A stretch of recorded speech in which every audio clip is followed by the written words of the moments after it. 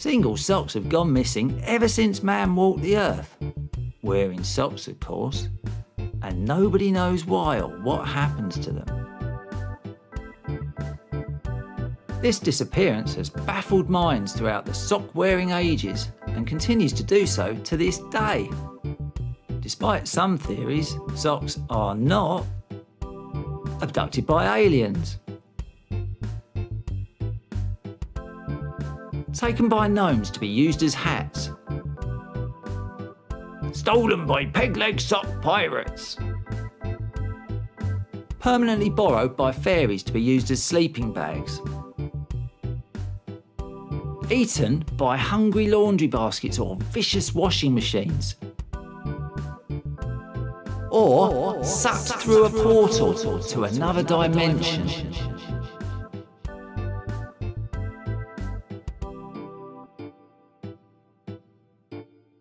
What does happen is far more special.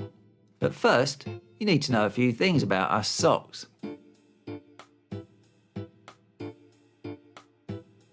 Socks come in pairs. I know, that's completely obvious. But I bet you didn't know that apart from sports socks, these pairs are made up of one female and one male sock.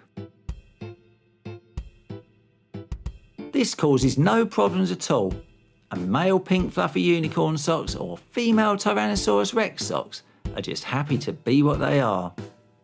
And here are some other socks you need to know about. Oh, I think we'll have to come back to these two. It'll take them quite a while to arrive. Bed socks. Not really the most active of socks, but they are the most fluffy. Football socks. As you can see, pretty much the opposite of bed socks. School socks. Very well behaved and always eager to learn. And here they are at last. Wise old socks. They're old and they're wise. And we definitely mustn't forget these two. That's me, Sock, and my partner, Sockette. And now it's time to learn the secret of missing socks. Oh no, what does he want now? They're not socks, they're boots. Socks haven't been invented yet.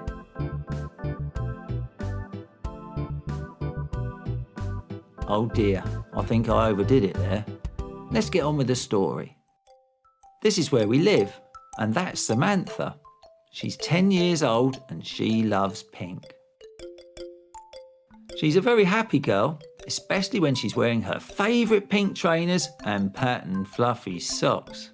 That's us, by the way. But always not so happy in her sock drawer. That's 3 times this week. It's getting ridiculous. It is the summer holidays, my dear. At least it hasn't been raining and the park's not as muddy as it was in the spring. I suppose that's something to be thankful for. But a little bit of time relaxing would be nice. Perhaps some fresh air or sunshine, instead of being spun around in machines or stuck in those trainers. Water trainers. Moan, moan, moan. We wouldn't mind going out anywhere. Yeah, ever since we got put in the wrong drawer, we've been stuck in here listening to this nonsense. I'm not complaining. Really? It's just that, well, it would be nice to have a change. Yes, it would, but that's what we do. We're socks, it's our life. I know it is, and I wouldn't want to be anything else, but there has to be more than this.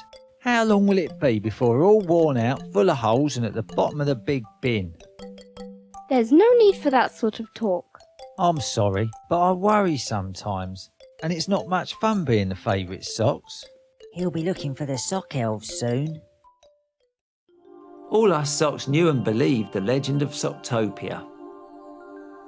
Apparently, to get there, you had to follow the great sock stars and meet the elves under their light on the night of the full moon. You humans call the great sock stars constellation Aries, but seriously, doesn't it look more like a sock than a ram?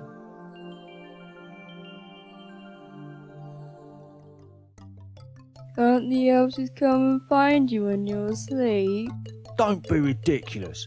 That's just what you'd like them to do because you're lazy. And life's just one long snooze for you two.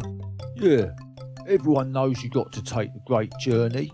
Talking of which, it's about time you two took a great journey and did some exercise. How about a few stretches, some laps of a field, then chasing a ball and pounding it into the back of the net? It is true. You have to travel and find the sock elves under the great sock stars in the sky. It can be done. We've known quite a few that have made the great journey to Socktopia. Don't you mean that we've heard of one pair, my dear? Same thing, really. A pair's a few, isn't it? Just supposing that I was looking for the sock elves, where would I start? Hang on a minute, I didn't agree to this. I don't want to travel in the sock eater's world. You wouldn't have to, my dear. It's strictly a one-sock job. Two would be too risky. Or so we've heard. So what happens to the one that's left behind? The bin. Turns into a sock puppet with buttons and thread. Left to sleep in the drawer forever. You wouldn't do that to me, would you, Sock? No, of course I wouldn't. There has to be another way. You're all getting overexcited. It is true that the one left behind can, on rare occasions, become a sock puppet, but it's far more likely that they're thrown into the bin. What about the sleep forever part? Impossible. The sock elves wouldn't allow it.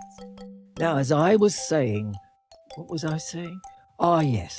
While it is true that these things can happen to the one that's left behind, we must not forget the bond that there is between socks. We are created as pairs and will always be part of a pair. That bond is so strong that the sock elves can use their magic to eventually reunite separated socks. Eventually? Yes, because in the case of the sock puppet option, it could take a while, as the elves don't want to make puppet owners suspicious. And you're sure about this? It's true. When we first arrived as the new socks in the drawer, there had just been an escape, and it was all rather exciting. The others said the one who was left behind went into the bin and disappeared the very next day. Are you sure you want to do this? Only if it's safe for both of us. Of course it's safe. You just have to travel through the sock eater's world and try not to get too badly squashed by cars on the way. That's all. Yeah, nothing to it. You need to train, of course. Doors can be a bit tricky to deal with. Oh, well, that's all right then. And that's all, is it? No fires to crawl through or seas to float across? Good idea. We can train for that too, just in case. Unfortunately, I don't think I've got time for the extra training. We're never here for long, but thanks for the offer. So you're really going to do it? Only if it's all right with you. You won't forget about me, will you? How could I ever do that? It's like Mr. Wise Old Sock said. We're a pair. Always will be. And don't worry, I promise I'll make sure you're at the top of the sock elf rescue list. When I find them, which I will. I know you will. But what if it's too late and I'm turned into a sock puppet? Not likely. Don't forget the last single sock was put in the bin. And not many people keep buttons these days. I hope they're right, but even if they aren't, I can wait. So go for it, Sock. If any sock can do it, you can. I never said it before, but, well, I'm fed up with going around in those machines too. How much can a sock take? Exactly. It's got to be done. And we'll be in Socktopia before you know it. No more trainers!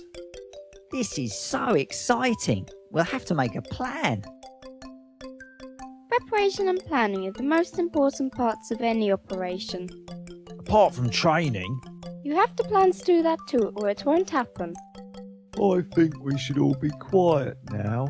Why? So you can have another sleep? This is very important. No, because someone's coming.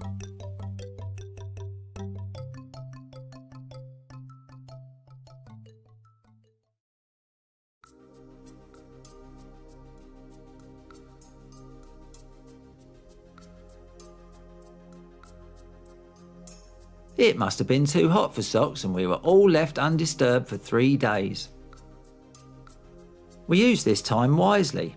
There was plenty of relaxing, a plan for my escape was created, and I even managed to do some training too. Not quite as much as some others would have liked, and no prizes for guessing who they were, but at least I tried.